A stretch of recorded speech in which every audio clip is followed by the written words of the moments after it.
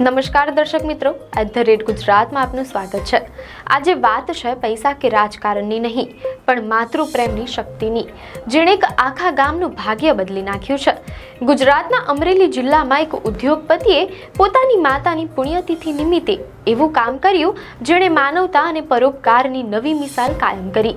આશરે 30 વર્ષોથી પેન્ડિંગ પડેલું અને જીરા ગામના લગભગ 290 ખેડૂત પરિવારો પરનું આશરે 90 લાખ રૂપિયાનું દેવું ઉદ્યોગપતિ બાબુભાઈ જીરાવાલાએ એક ઝાટકે ચૂકવી દીધું।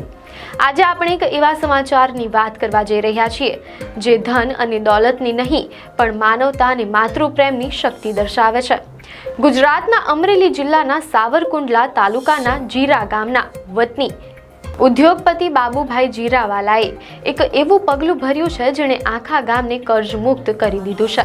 તેમણે પોતાની માતાની પુણ્યતિથિ નિમિત્તે છેલ્લા 30 વર્ષોથી પેન્ડિંગ પડેલું અને લગભગ ₹89,89,209નું દેવું ચૂકવી દીધું છે। આ નિર્ણયે જીરા ગામના આશરે 290 ખેડૂત પરિવારો માટે નવા જીવનની શરૂઆત કરી છે। આ દેવા પાછળની કહાની લગભગ 3 દાયકા જૂની છે।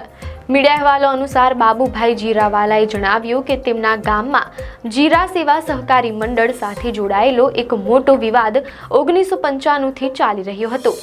આ વિવાદનું મૂળ એ હતું કે મંડળના તત્કાલીન સંચાલકો દ્વારા ખેડૂતોના નામ પર જૂઠા અને બનાવટી ઋણ એટલે કે ફરજી લોન લેવામાં આવ્યા હતા। સમય જતાં વ્યાજ પર વ્યાજ ચડતા આ નાની રકમનું દેવું વધીને લગભગ 89,89,209 રૂપિયાના જંગી આંકડા સુધી પહોંચી ગયું હતું।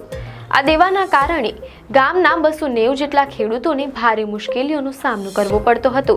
સરકારી લાભોથી વંચિત એટલે કે આ ખેડૂતોને સરકાર તરફથી મળતી સહાય, સબસિડી અને અન્ય લાભો મળતા બંધ થઈ ગયા હતા।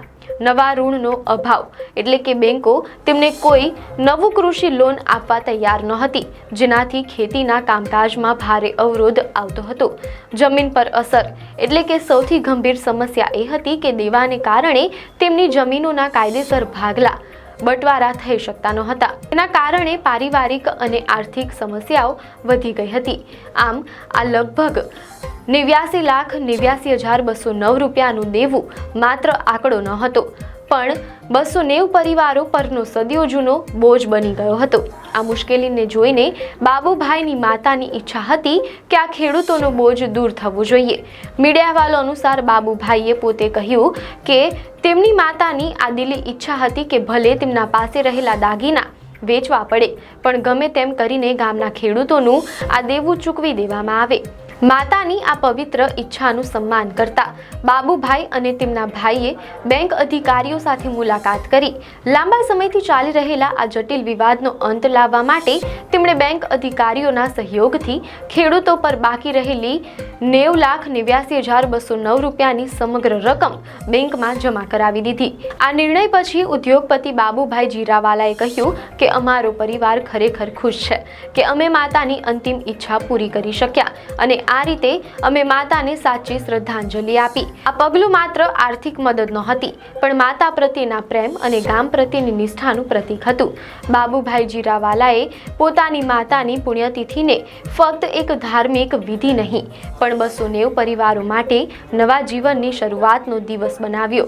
જ્યારે જીરા ગામના 290 ખેડૂતોને બેંક તરફથી નો ડ્યુ સર્ટિફિકેટ એટલે કે કોઈ બાકી દેવું નથી તેવું પ્રમાણપત્ર આપવામાં આવ્યું, ત્યારે આખો માહોલ અત્યંત ભાવુક બની ગયો હતો। આટલા વર્ષોથી માથે રહેલો બોજ હળવો થતા ખેડૂતોની આંખોમાં ખુશીના આંસુ હતા। હવે તેઓ ફરીથી સરકારી સહાય મેળવવા, નવા લોન લેવા અને તેમની જમીનોના કાયદેસર ભાગલા પાડવા માટે સક્ષમ બન્યા છે। ગામના તમામ ખેડૂતોએ એક સાથે બાબુભાઈ જીરાવાલા અને તેમના સમગ્ર પરિવારને દિલથી આશીર્વાદ આપ્યા। આ ઘટનાએ ફરી એકવાર સાબિત કરી દીધું કે ગુજરાતના અંતરિયાળ ગામડાઓમાં આજે પણ માનવતા અને પરોપકારની ભાવના જીવંત છે। બાબુભાઈ જીરાવાલાનું આ કાર્ય સાબિત કરે છે કે જ્યારે ધનનો ઉપયોગ માનવતા અને નિસ્વાર્થ પરોપકાર માટે થાય છે, ત્યારે તેનું મૂલ્ય અરબો રૂપિયાથી પણ અનેક ગણું વધી જાય છે।